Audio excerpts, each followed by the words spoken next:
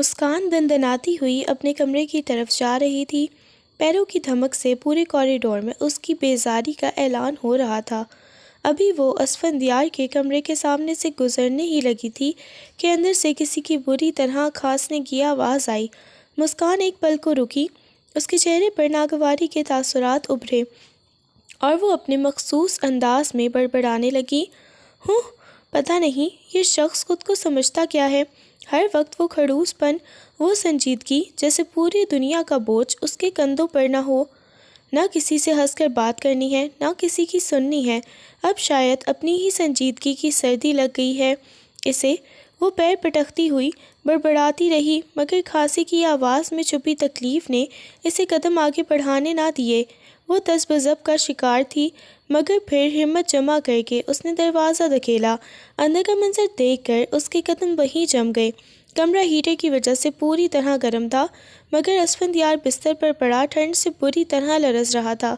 اس کی آنکھیں بخار کی شدت سے سرخ انگارہ ہو رہی تھیں اور ماتھے پر پسینے کی بوندیں چمک رہی تھیں۔ مسکان، جو اس کے سائے سے بھی خوف زدہ رہتی تھی، اسے اس حال میں دیکھ کر گھبرا گئی۔ وہ تھوڑا قریب آئی تو اسفند نے نیم و آنکھوں سے اسے دیکھا۔ اس کی نظروں میں وہی پرانی وحشت اور تیزی تھی، مگر جسم ساتھ نہیں دے رہا تھا۔ آپ کی طبیعت بہت خراب ہے، گھر میں کوئی بھی نہیں ہے، میں آپ کے لیے ادرک والی چائے بنا لاؤں؟ مسکان نے ہچکچاتے ہوئے پوچھا اور پیچھے مڑنے ہی لگی تھی کہ اچانک اسفند نے اپنا تپتا ہوا مضبوط ہاتھ بڑھا کر اس کی کلائی جکڑ لی۔ مسکان کے وجود میں ایک جھرجھری سی دوڑ گئی۔ اس نے تڑپ کر خود کو چھڑانا چاہا۔ چھوڑیں اسفند، یہ کیا کر رہے ہیں آپ؟ مجھے جانا ہے، میں چائے لے کر آتی ہوں۔ اس نے اپنی کلائی چھڑانے کی ضد کی، مگر اسفند نے ایک ہی جھٹکے سے اسے اپنی طرف کھینچا۔ مسکان توازن برقرار نہ رکھ سکی اور سیدھے اس کے سینے پر جا گری۔ اسفند کی تپتی ہوئی سانسیں اس کے چہرے کو جھلسانے لگیں۔ اس کی سرخ آنکھوں میں ایک عجیب سا جنون اور نمی تھی۔ مسکان کی دھڑکنیں بند ہونے لگی تھیں۔ اس نے پیچھے ہٹنے کی کوشش کی اور اس کے سینے پر ہاتھ رکھ کر اسے پرے دھکیلا۔ اسفند، پلیز ہوش میں آئیں، آپ کو بہت تیز بخار ہے، آپ کو پتہ بھی ہے آپ کیا کر رہے ہیں؟ مجھے جانے دیں۔ مسکان کی آواز ڈر کے مارے لرز رہی تھی، مگر اسفند کی گرفت کسی آہنی زنجیر کی طرح اس کی کمر کے گرد کس گئی۔ اس نے مسکان کے بالوں میں اپنا چہرہ چھپا لیا اور ایک ایسی آواز نکالی جو مسکان کے دل کو چیر گئی، مت جاؤ مسکان، خدا کے لیے مت جاؤ، مجھے اس وقت کسی چائے کی ضرورت نہیں ہے، مجھے تمہاری ضرورت ہے۔ اس کی آواز میں وہ گرجدار لہجہ غائب تھا، اب وہاں صرف ایک پکار تھی۔ مسکان ساکت رہ گئی جب اسے محسوس ہوا کہ اسفند کی آنکھوں سے نکلا ایک گرم آنسو اس کے کندھے کو بھگو گیا۔ اسفند، آپ رو رہے ہیں؟ اس نے حیرت اور دکھ سے پوچھا۔ اسفند نے اپنا سر اٹھایا، اس کی نظریں مسکان کے لبوں پر جم گئیں۔ وہ شاید بخار کی دوا کے نشے میں تھا یا جذباتی طور پر ٹوٹ چکا تھا۔ مسکان، مجھے بچا لو، میں مر جاؤں گا، یہ ٹھنڈ مجھے مار دے گی، کیا تم اپنی اس تپش سے مجھے زندگی نہیں دو گی؟ کیا میں اتنا برا ہوں کہ تم مجھے اس حالت میں اکیلا چھوڑ دو گی؟ اس نے اس قدر ایموشنل بلیک میل کیا کہ مسکان کا غصہ اور خوف ہمدردی میں بدلنے لگا۔ وہ تڑپ کر اس کے مزید قریب ہو گیا۔ مسکان نے لرزتے ہوئے ہاتھ اس کے ماتھے پر رکھے۔ آپ تو آگ کی طرح تپ رہے ہیں اسفند، چھوڑیں مجھے، میں ڈاکٹر کو فون کرتی ہوں۔ مگر اسفند نے اس کے ہاتھ پکڑ کر اپنے لبوں سے لگا لیے۔ ڈاکٹر کے پاس میرا علاج نہیں ہے مسکان، میرا علاج تمہارے پاس ہے۔ آج مجھے خود میں چھپا لو، آج مجھے وہ سب دے دو جس میں محروم ہوں۔ اسفند کا لہجہ اتنا التجائیہ تھا کہ مسکان کی مزاحمت دم توڑنے لگی۔ اسفند نے اسے بیڈ کی نرمی پر گرایا اور خود اس کے اوپر سایہ فگن ہو گیا۔ اس کی انگلیاں مسکان کے چہرے کے نقوش کو اتنی شدت سے تراش رہی تھیں جیسے وہ اسے اپنی روح میں اتارنا چاہتا ہو۔ مسکان نے بے اختیار اس کے بالوں میں اپنی انگلیاں پھنسا لیں۔ اسفند نے اس کے کان کے پاس سرگوشی کی۔ آج تم میری ہو مسکان، صرف میری، اور میں تمہیں کہیں نہیں جانے دوں گا۔ مسکان کو محسوس ہوا جیسے وہ کسی گہرے سحر میں ڈوب رہی ہے جہاں صرف اسفند کا لمس اور اس کی تپتی ہوئی سانسیں تھیں۔ آدھی رات کا وقت تھا اور پوری حویلی گہرے نیند کی چادر اوڑھے خاموشی کی گرفت میں تھی، مگر مسکان کے کمرے میں کھسر پسر جاری تھی۔ وہ اپنی کزن اور اسفند کی چھوٹی بہن مریم کو زبردستی گھسیٹتی ہوئی اسفند کے کمرے کی طرف لے جا رہی تھی۔ مسکان، خدا کا خوف کرو، بھائی جاگ گئے نا تو ہم دونوں کی بوٹیاں کر کے چیلوں کو ڈال دیں گے، وہ بہت خطرناک آدمی ہے۔ مریم کا برا حال تھا اور وہ بار بار پیچھے مڑ کر دیکھ رہی تھی، مگر مسکان کے سر پر تو اس وقت رومانوی ناول پڑھنے کا بھوت سوار تھا جو اسفند نے کسی سے چھین کر اپنی الماری میں مقید کر رکھا تھا۔ اوہو مریم، تم کتنی بزدل ہو، وہ خڑوس اس وقت گھوڑے بیچ کر سو رہا ہوگا، بس 2 منٹ میں الماری سے ناول نکالیں گے اور غائب۔ مسکان نے دبی دبی آواز میں اسے ڈانٹا اور دبے قدموں اسفند کے کمرے کا دروازہ کھولا۔ اندر گپ اندھیرا تھا، صرف کھڑکی سے چھنتی چاندنی کمرے کے درمیان میں ایک لکیر بنا رہی تھی۔ مریم نے جیسے ہی بیڈ پر سوئے ہوئے اسفند کا ہیبت ناک سراپا دیکھا، اس کی تو سیٹی گم ہو گئی اور وہ وہیں دہلیز پر بت بن کر کھڑی ہو گئی۔ مگر مسکان تو جیسے خطرے سے کھیلنا جانتی تھی، وہ پیروں کے انگوٹھوں پر چلتی ہوئی اسفند کی بڑی سی شاہانہ الماری کے پاس پہنچی۔ اس نے جیسے ہی الماری کا پٹ کھولا، لکڑی کی ہلکی سی چڑچڑاہٹ ہوئی جس پر مریم کی جان نکل گئی۔ مسکان نے اوپر والے خانے میں پڑے ناول کو دیکھا اور اسے اتارنے کے لیے ایک اسٹول پر چڑھی۔ اس کا پورا دھیان اس کتاب پر تھا، مگر جیسے ہی اس نے ناول کھینچا، اس کا توازن بگڑا اور پاؤں اسٹول سے پھسل گیا۔ مسکان کے حلق سے ایک چیخ نکلنے ہی والی تھی کہ اچانک اندھیرے میں سے 2 مضبوط اور فولادی ہاتھوں نے اسے ہوا میں ہی جکڑ لیا۔ مسکان کا دل جیسے دھڑکنا بھول گیا۔ اس نے خوف سے آنکھیں کھولیں تو سامنے 2 دہکتی ہوئی غسیلی آنکھیں اس کا استقبال کر رہی تھی۔ اسفندیار جاگ چکا تھا اور اس نے مسکان کو اپنی باہوں میں دبوچ رکھا تھا۔ مریم تو بھائی کو جاگا دیکھ کر وہیں سے دم دبا کر بھاگ نکلی، مگر مسکان وہیں پھنس گئی۔ اسفند نے اسے جھٹکے سے پیروں پر کھڑا کیا اور ایک دم لائٹ جلا دی۔ تیز روشنی میں اس کا چہرہ غصے سے تمتما رہا تھا۔ تمہاری ہمت کیسے ہوئی میرے کمرے میں چوری چھپے آنے کی؟ کیا سمجھ رکھا ہے تم نے اس گھر کو؟ اسفند کی گرجدار آواز نے مسکان کو اندر تک ہلا کر رکھ دیا۔ وہ کانپتی ہوئی دیوار سے جا لگی۔ وہ میں تو بس اپنی کتاب، میرا مطلب ہے۔ مسکان کی زبان ساتھ نہیں دے رہی تھی۔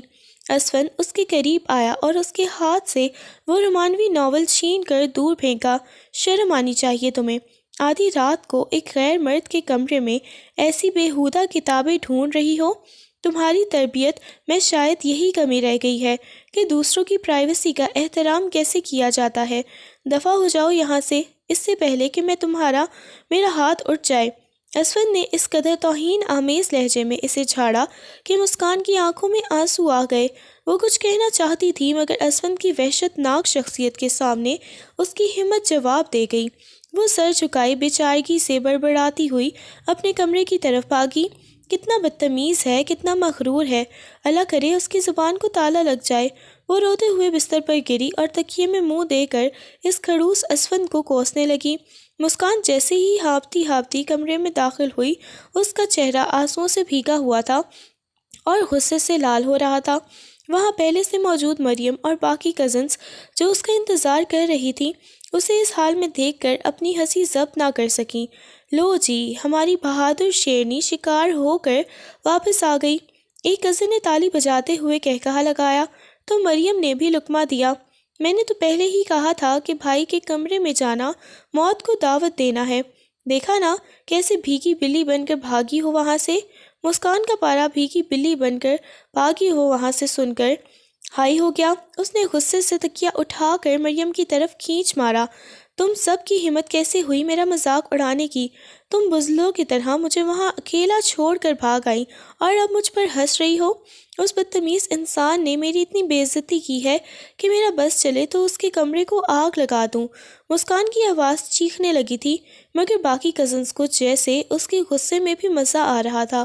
وہ مسلسل اسے چوڑنی اور بزدل تانے دے رہی تھیں۔ بس کرو اب، مجھے تم میں سے کسی سے کوئی بات نہیں کرنی، جاہل کہیں کی۔ مسکان نے پیر پٹکا اور غصے میں بیڈ چھوڑ کر کونے میں پڑے صوفے کی طرف بڑھ گئی۔ ارے مسکان، بیڈ پر تو آؤ، صوفے پر کیوں جا رہی ہو؟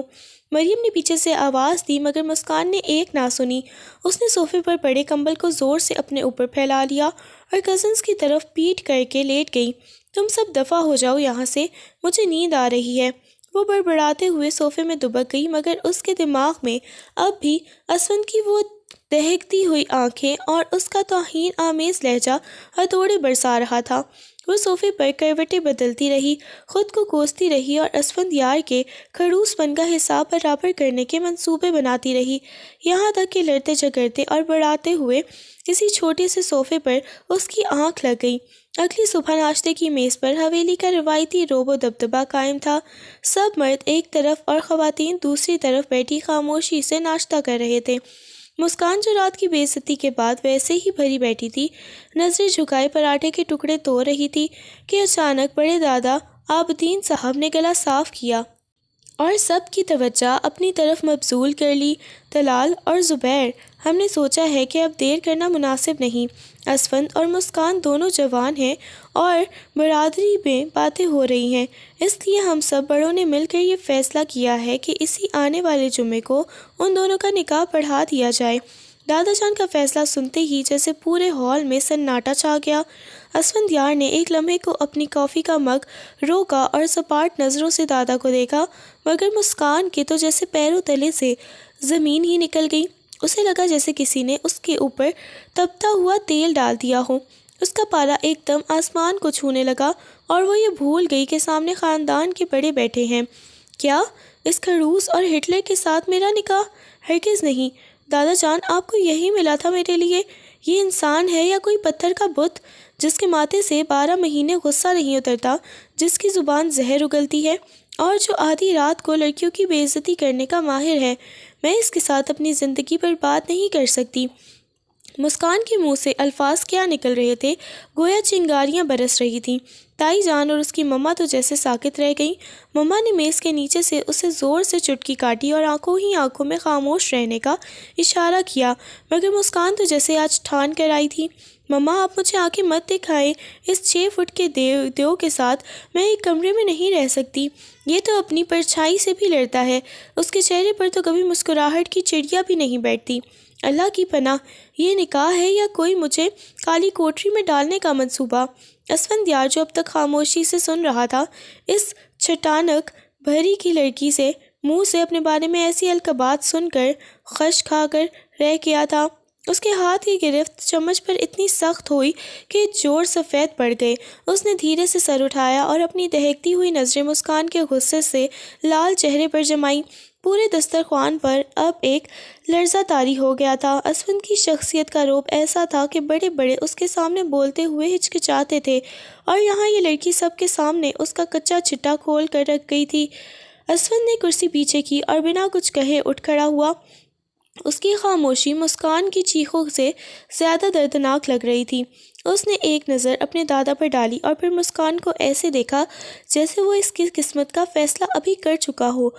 مسکان کا دل ایک پل کو دھڑکنا بھول گیا، مگر اس نے بھی اپنی تھوڑی تان لی۔ اسفند کی جانے کے بعد ہال میں جیسے طوفان آ گیا۔ مما نے تڑپ کر مسکان کا بازو پکڑا۔ بدتمیز لڑکی، یہ کیا زبان درازی تھی؟ وہ تیرا ہونے والا شوہر ہے۔ مگر مسکان نے جھٹکے سے اپنا ہاتھ چھڑایا۔ ہوں، شوہر تو تب بنے گا نا جب میں بننے دوں گی، میں اسے نانی یاد دلا دوں گی۔ وہ پیر پٹکتی ہوئی وہاں سے بھاگ نکلی، جبکہ تائی جان اور مما ایک دوسرے کا منہ دیکھتی رہ گئی۔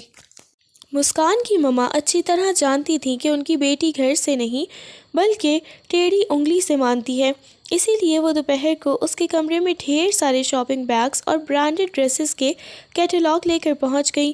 مسکان میری جان، میں سوچ رہی تھی کہ نکاح کے بعد تمہیں وہ پیرس والا ہنی مون ٹرپ اور وہ ڈائمنڈ سیٹ جو تمہیں پسند تھا دلوا دوں، لیکن اب تم نے انکار کر دیا ہے تو سب کینسل۔ مما نے بڑی ہوشیاری سے پتہ پھینکا۔ پیرس اور ڈائمنڈ سیٹ کا نام سنتے ہی مسکان کے کان کھڑے ہو گئے، اس کی آنکھیں چمکیں اور غصہ ہوا ہو گیا۔ سچی مما، وہ ڈائمنڈ سیٹ میرا ہوگا؟ مما نے اس بات میں سر ہلایا تو مسکان نے فوراً اپنی شرائط کی فہرست کھول لی۔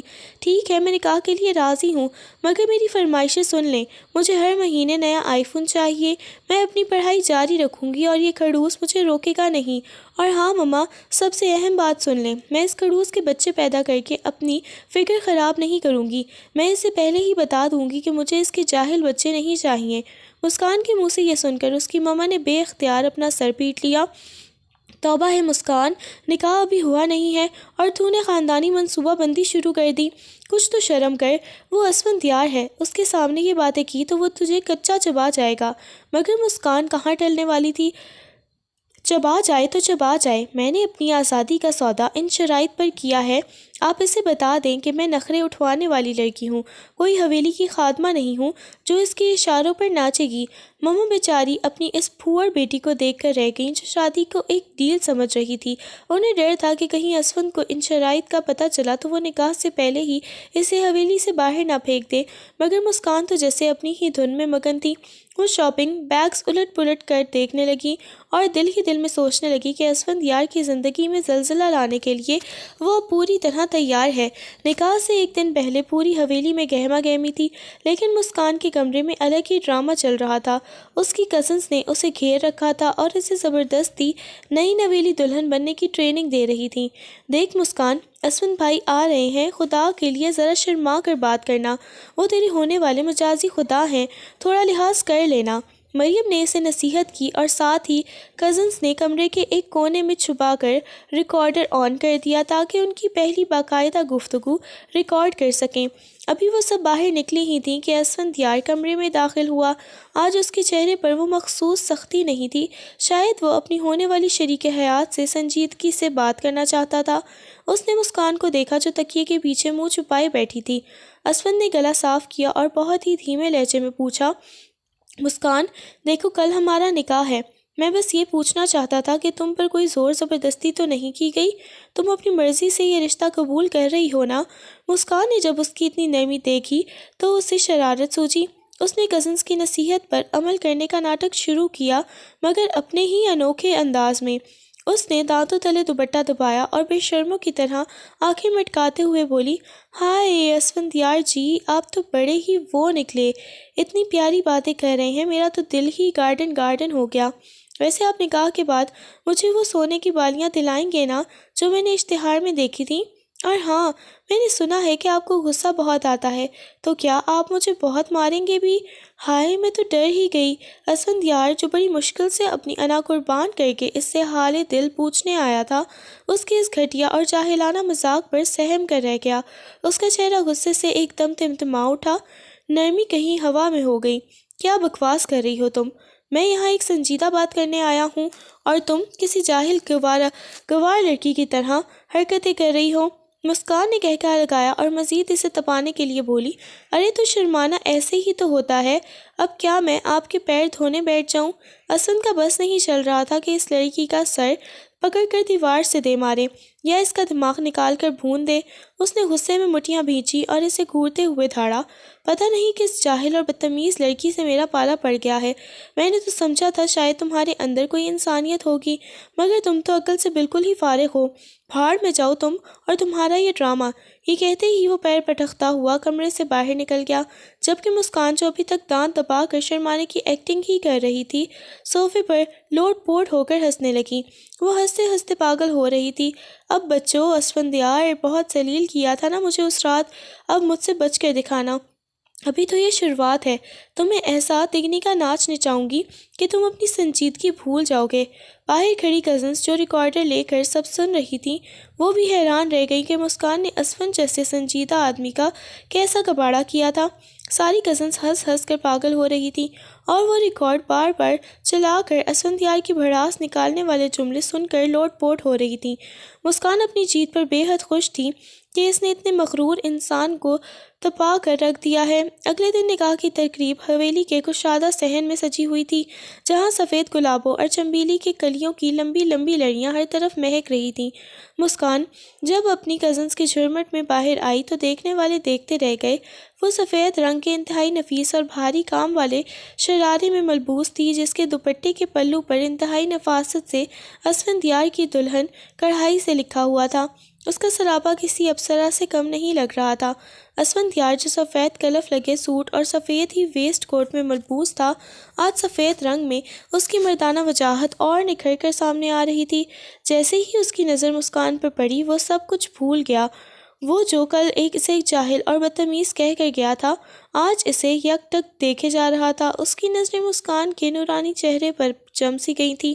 وہ بھول گیا کہ وہ کہاں کھڑا ہے اور اسے اس طرح دیکھنا نہیں چاہیے۔ مسکان کی مما، جو اسفند کی اس کھوئی ہوئی حالت کو بھانپ چکی تھیں، دھیرے سے اس کے پاس آئیں اور شرارت سے سرگوشی کی۔ بیٹا تمہاری ہی ہے، اب کیا ہے، شرموں کی طرح اسے دیکھتے ہی رہو گے؟ ذرا ہوش کے ناخن لو۔ اسفند ایک دم بڑبڑا کر رہ گیا اور نظریں جھکا لیں۔ اس کے کانوں کی لوحیں شرمندگی سے سرخ ہو گئیں، مگر زندگی میں پہلی بار اسے وہ لڑکی واقعی بہت خوبصورت اور اپنے دل کے قریب لگی تھی۔ درمیان میں سفید پھولوں کا پردہ حائل تھا، جس کے ایک طرف اسفند اور دوسری طرف مسکان بیٹھی تھی۔ مولوی صاحب نے جیسے ہی نکاح کے کلمات ادا کیے اور دونوں کی طرف سے قبول ہے کی صدا آئی، فضا مبارکبادوں سے گونج اٹھی۔ رسم کے مطابق اسفند پردہ ہٹا کر مسکان کی طرف آیا۔ اس نے لرزتے ہاتھوں سے مسکان کا گھونگھٹ اٹھایا۔ مسکان نے شرم سے آنکھیں جھکاتے ہوئے اسفند سے دھیرے سے جھک کر اس کی پیشانی پر محبت بھرا بوسہ دیا۔ اس لمحے ان دونوں کے دل کو ایک دوسرے کی دھڑکنیں محسوس کر رہی تھی۔ ایک عجیب سا سحر تھا جس نے دونوں کو اپنی لپیٹ میں لے لیا۔ مسکان نے جیسے ہی نظر اٹھا کر اسفند کی آنکھوں میں دیکھا، اسے وہاں غصے کی جگہ ایک انوکھی چمک نظر آئی، مگر یہ رومانس زیادہ دیر نہ چل سکا، کیونکہ مسکان تو مسکان تھی۔ اگلے ہی لمحے اس نے آہستہ سے اسفند کی سفید ویسٹ کوٹ کا بٹن کھینچ کر مروڑ دیا اور دبی آواز میں بولی، سنیں، اب میں آپ کی آفیشل بیگم ہوں، تو وہ ڈائمنڈ سیٹ یاد ہے نا؟ اس میں دیر نہیں ہونی چاہیے، ورنہ میں آپ کی اس چمکتی ویسٹ کوٹ کے سارے بٹن توڑ دوں گی۔ اسفند کا رومانوی موڈ ایک سیکنڈ میں غائب ہو گیا۔ وہ غصے کی گھونٹ پی کر رہ گیا، جبکہ آس پاس کھڑی کزنز نے اپنی ہنسی دبانے کے لیے منہ پر ہاتھ رکھ لیے۔ اسفند نے تب کر اسے دیکھا مگر خاموش رہا، کیونکہ وہاں سب موجود تھے۔ وہ وہاں سے اٹھ کر مردانہ خانے کی طرف چلا گیا، جہاں اس کی کزنز کا ٹولہ اس کا منتظر تھا۔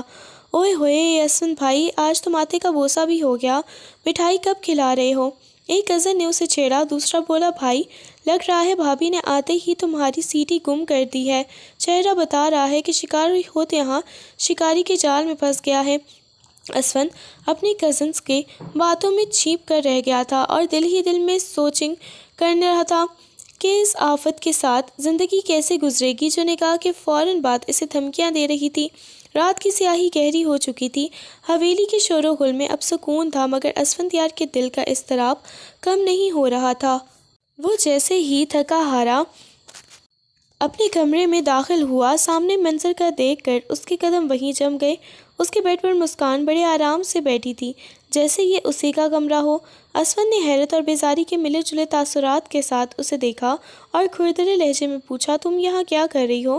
ابھی صرف نکاح ہوا ہے، رخصتی نہیں ہوئی۔ تمہارا یہاں آدھی رات کو ہونا سب کی نظر میں کتنا غلط ہو سکتا ہے، تمہیں اس بات کا احساس ہے؟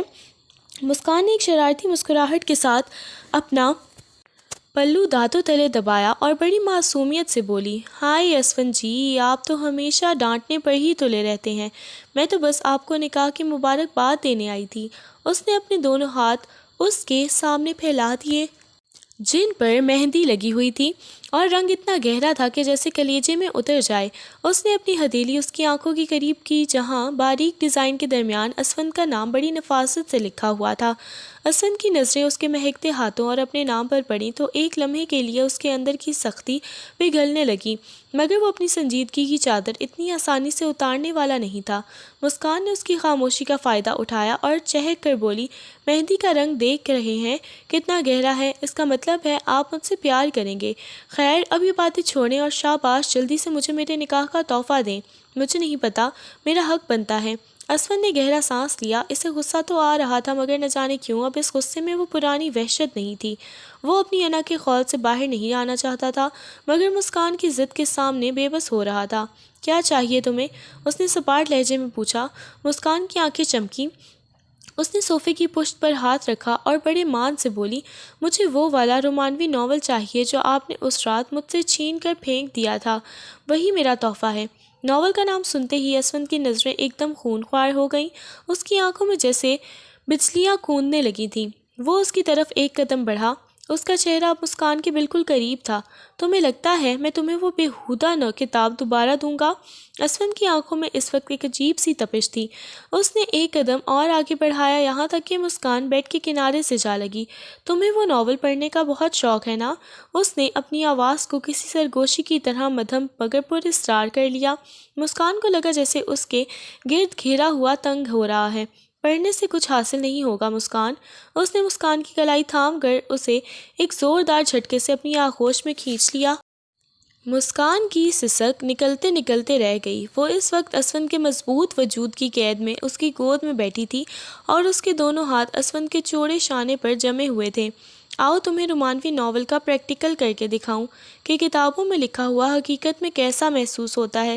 اس سے پہلے کہ مسکان کچھ سمجھ پاتی یا احتجاج کرتی، اسفند نے اس کے چہرے کو اپنی گرفت میں لیا اور اس کی سانسوں کو چند سیکنڈز کے لیے اپنے حصار میں قید کر لیا۔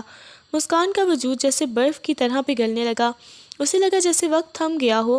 اس کا دل پسلیوں سے باہر آنے کو بےتاب تھا اور دھڑکنیں اتنی تیز تھیں کہ اسے اپنے کانوں میں سنائی دے رہی تھیں۔ اسفند کی تپش اور اس کے لمس نے مسکان کے حواس گم کر دیے تھے۔ وہ جو اب تک زبان درازی کر رہی تھی اب ساکت و جامد ہو چکی تھی۔ جب اسفند نے اسے تھوڑا آزاد کیا تو مسکان کا چہرہ شرم اور حدت سے ٹماٹر کی طرح لال ہو چکا تھا۔ اس کی بولتی بند تھی اور وہ اسفند کی آنکھوں میں جھانکنے کی ہمت بھی نہیں کر پا رہی تھی۔ اب بولو، اب کیوں خاموش ہو؟ اسفند نے شرارت اور روب کے ملے جلے لہجے میں پوچھا۔ مسکان نے ایک گہرا سانس لیا، اس کی زبان کو جیسے تالا لگ گیا تھا۔ اس نے بدحواسی میں اپنا دوپٹہ سنبھالا اور اسفند کی گرفت سے خود کو چھڑا کر پیچھے ہٹی۔ آپ بہت برے ہیں۔ وہ بس اتنا ہی بڑبڑا سکی اور وہاں سے گرتی پڑتی ٹھوکریں کھاتی ہوئی اپنے کمرے کی طرف بھاگی۔ اس کے قدم زمین پر نہیں ٹک رہے تھے اور دل کی دھک دھک تھی کہ رکنے کا نام نہیں لے رہی تھی۔ وہ اپنے کمرے میں پہنچی تو اس کا پورا وجود لرز رہا تھا۔ اس نے فوراً دروازہ بند کیا اور اس سے ٹیک لگا کر بیٹھ گئی، جبکہ اس کے ذہن میں ابھی بھی اسفند کا وہ پریکٹیکل والا جملہ اور اس کی دہکتی ہوئی نظریں رقص کر رہی تھیں۔ مسکان نے ہانپتے ہوئے اپنے کمرے کا دروازہ بند کیا اور اس سے ٹیک لگا کر وہیں فرش پر بیٹھ گئی۔ اس کا پورا وجود لرز رہا تھا اور چہرہ حیا کی سرخی سے دہک رہا تھا۔ یا اللہ، یہ اسے کیا ہو گیا تھا؟ وہ کھڑوس، وہ ہٹلر، اس نے یہ سب کیسے کہا؟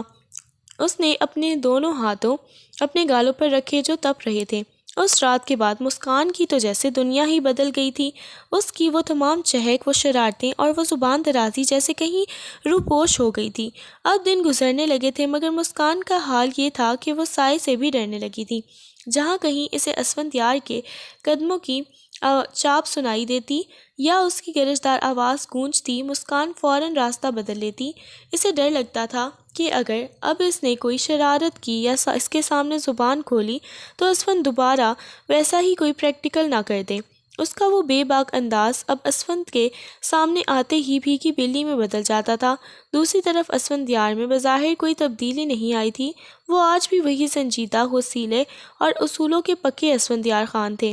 حویلی کے ملازمین سے لے کر کزنز کے تک سب کے اس کے روب سے تھر تھر کانپتے تھے۔ وہ مسکان کو آج بھی اس طرح ڈانٹ دیتا تھا جیسے کسی چھوٹی بچی کو ڈانٹتا جاتا ہے۔ مسکان، یہ دوپٹہ تمہارا زمین پر کیوں گھسیٹ رہا ہے؟ تمیز سے اوڑھو اسے۔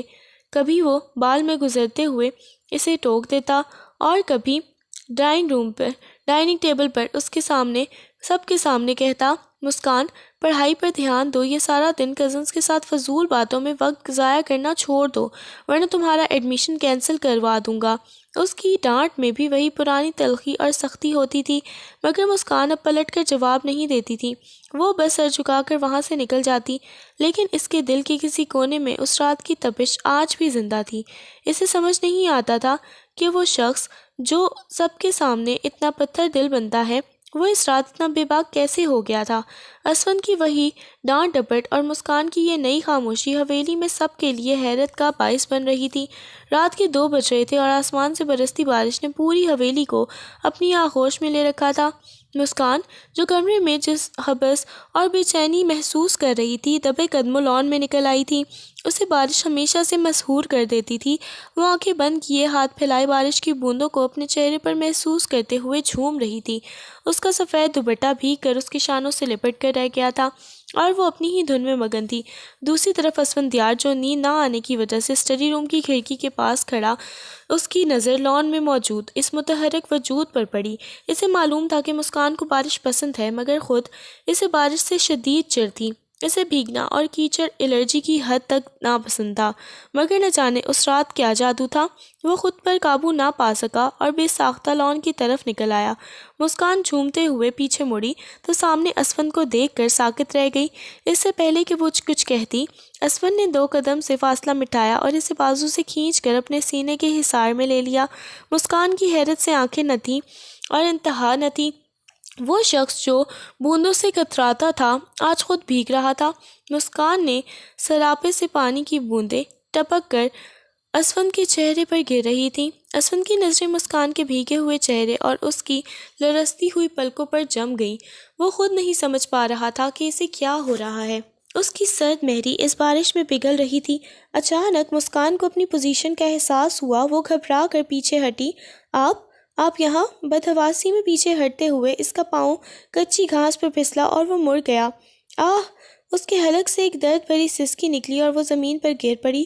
مسکان کی تکلیف دیکھ کر جیسے اسفند کا وہ رومانوی سحر ایک دم ٹوٹ گیا۔ اس کی وہی پرانی سنجیدگی اور غصہ پلک جھپکتے میں واپس آ گئے۔ اس نے غصے سے مسکان کو دیکھا۔ اس کے ماتھے پر تیوریاں چڑھ گئی تھیں۔ کیا ضرورت تھی اس وقت باہر نکل کر یہ تماشا کرنے کی؟ اس نے گرج کر کہا اور اسے سہارا دے کر اٹھانے لگا۔ تمہیں عقل نام کی چیز کوئی چھو کر بھی گزری ہے؟ رات کے 2 بجے بارش میں نہا رہی ہو جیسے کوئی 5 سال کی بچی ہو۔ اگر بخار ہو گیا یا کوئی چوٹ لگی تو ذمہ داری کون لے گا؟ چلو اب اندر، اس سے پہلے کہ میں اپنا آپ کھو دوں۔ مسکان جو ابھی کچھ لمحے پہلے اس کی آنکھوں میں نرمی دیکھ کر حیران تھی، اب اس کی ڈانٹ سن کر کر رہی تھی۔ وہ لنگڑاتی ہوئی اس کے سہارے اندر جانے لگی، مگر دل ہی دل میں سوچ رہی تھی کہ یہ شخص واقعی ایک پہیلی ہے، کبھی آگ تو کبھی شبنم۔ اسفندیار نے ایک پل ضائع کیے بغیر جھک کر مسکان کو اپنے مضبوط باہوں میں بھر لیا۔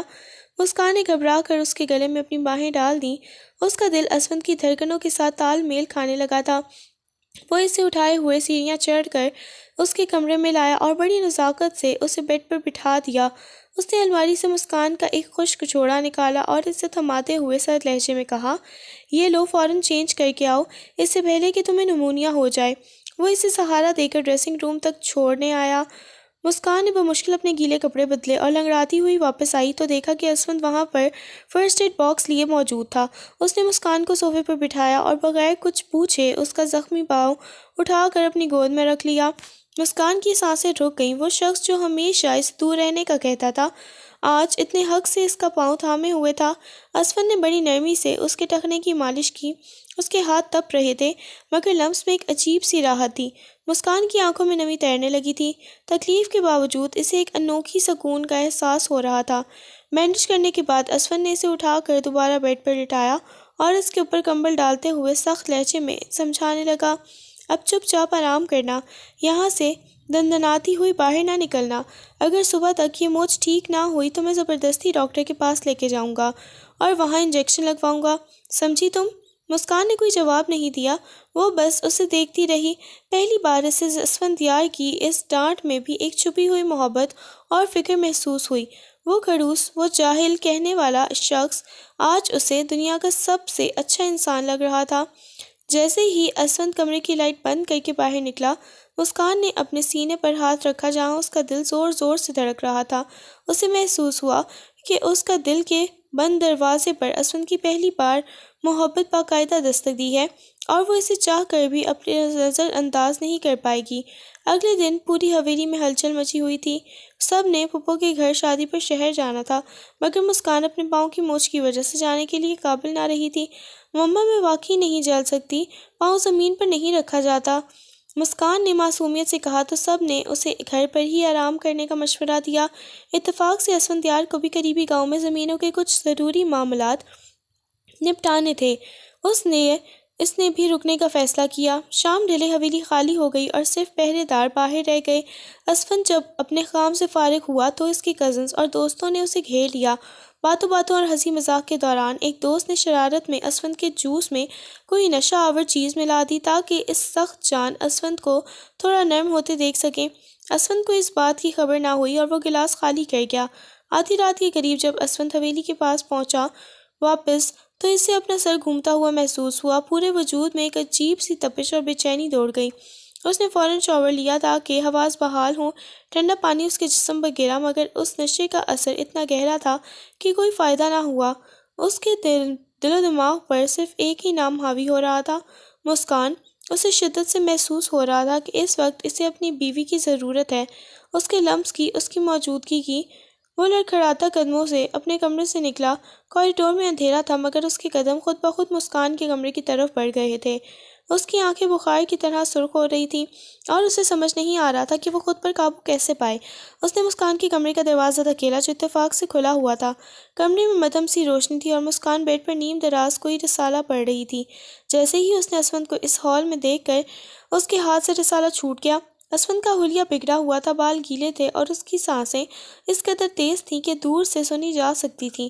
اسفند، آپ؟ اس وقت مسکان گھبرا کر اٹھنے لگی مگر پاؤں کی تکلیف نے اسے دوبارہ بیٹھنے پر مجبور کر دیا۔ اس کا سر بری طرح چکرا رہا تھا اور وجود میں لگی آگ بجھنے کا نام نہیں لے رہی تھی۔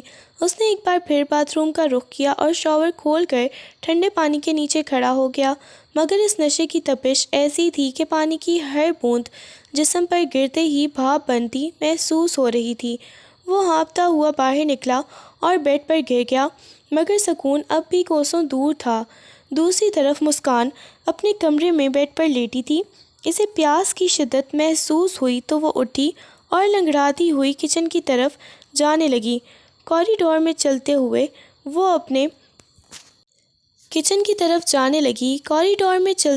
اپنے مخصوص انداز میں بڑبڑانے لگی، ہوں، پتہ نہیں یہ شخص خود کو سمجھتا کیا ہے، ابھی میرے کمرے میں ایسے آیا جیسے کوئی بھوت دیکھ لیا ہو، خڑوس کہیں کا، نہ ڈھنگ سے بات کرنی ہے نہ رہنے دینا ہے، ہر وقت وہ ہٹلر والا روب۔ وہ پیر پٹکتی کچن کی طرف جا رہی تھی جب اسفند کے کمرے سے اس کے بری طرح کھانسنے کی آواز آئی۔ مسکان ایک پل کو رکی۔ اس نے دروازے کی پٹ سے اندر جھانکا تو دیکھا کہ اسفند بستر پر پڑا ٹھنڈ سے لرز رہا تھا، حالانکہ ہیٹر کی وجہ سے کمرہ دہک رہا تھا۔ اس نے وہیں کھڑے کھڑے اسے 2-3 القابات سے نوازا، لو جی، اب ہٹلر صاحب کو دورے پڑ رہے ہیں، اپنے ہی اکڑ کی سردی لگ گئی ہے شاید۔ مگر جب اس نے دیکھا کہ اسفند کا جسم بری طرح کانپ رہا ہے تو اس سے رہا نہ گیا اور وہ اندر چلی آئی۔ وہ اس کے بیڈ کے قریب آئی اور ہچکچاتے ہوئے پوچھا، آپ کی طبیعت بہت زیادہ خراب لگ رہی ہے، میں آپ کے لیے ادرک والی گرم چائے بنا لاؤں؟ وہ پیچھے مڑنے ہی لگی تھی کہ اچانک اسفند نے اپنا تپتا ہوا ہاتھ بڑھا کر اس کی کلائی جکڑ لی۔ مسکان کے پورے وجود میں ایک جھرجھری سی دوڑ گئی۔ اس نے تڑپ کر خود کو چھڑانا چاہا، چھوڑیں اسفند، یہ کیا بدتمیزی ہے، مجھے جانے دیں، میں چائے لے کر آتی ہوں۔ مگر اسفند نے ایک ہی جھٹکے سے اسے اپنے طرف کھینچا۔ مسکان توازن برقرار نہ رکھ سکی اور سیدھی اس کے سینے سے جا گری۔ اسفند کی تپتی ہوئی سانسیں اس کے چہرے کو جھلسانے لگیں۔ اس کی آنکھیں بخار اور اس انجانے سرور سے سرخ انگارہ ہو رہی تھیں۔ مسکان نے پیچھے ہٹنے کی کوشش کی مگر اسفند کی گرفت کسی آہنی زنجیر کی طرح اس کی کمر کے گرد کس گئی تھی۔ مجھے اس وقت کسی چائے کی ضرورت نہیں ہے مسکان۔ اس کی آواز حلق میں پھنسی ہوئی تھی مگر اس میں وہی گرج تھی جو مسکان کو کپکپا دیتی تھی۔ اس نے مسکان کے بالوں میں اپنا چہرہ چھپا لیا اور ایک ایسی آواز نکالی جو مسکان کے دل کو چیر گئی، خدا کے لیے مت جاؤ، مجھے تمہاری ضرورت ہے، تمہارے لمس کی، تمہاری اس تپش کی جو میرا یہ لرزہ ختم کر سکے۔ مسکان ساکت رہ گئی جب اسے محسوس ہوا کہ اسفند کی آنکھوں سے نکلا ایک گرم آنسو اس کے کندھے کو بھگو گیا ہے۔ وہ شخص جس نے کبھی اسے مڑ کر دیکھنا گوارا نہیں کیا تھا، آج اس قدر بے باک اور نڈھال ہو کر اس سے اپنی پناہ مانگ رہا تھا۔ مسکان کا غصہ اور خوف ہمدردی اور محبت میں بدلنے لگا۔ اس نے لرزتے ہوئے ہاتھ اس کی پیشانی پر رکھے تو اسفند نے اس کے ہاتھ پکڑ کر اپنے لبوں سے لگا لیے۔ مجھے بچا لو مسکان، ورنہ میں مر جاؤں گا۔ مسکان نے جب اس کی آنکھوں میں وہ بے بسی اور تڑپ دیکھی تو اس کی اپنی آنکھوں میں بھی آنسو آ گئے۔ اس نے اپنی پیشانی اس کی پیشانی پر ٹکا دی اور بے اختیار اپنے لب اسفند کے تپتے ماتھے پر رکھ دیے۔ اس لمحے اس نے تسلیم کر لیا کہ وہ اس شخص کی محبت میں گرفتار ہو چکی ہے۔ اسفند نے انتہائی شدت سے اسے خود میں بھینچ لیا۔ اچانک مسکان کی آنکھیں حیرت سے پھیلیں جب اسفند نے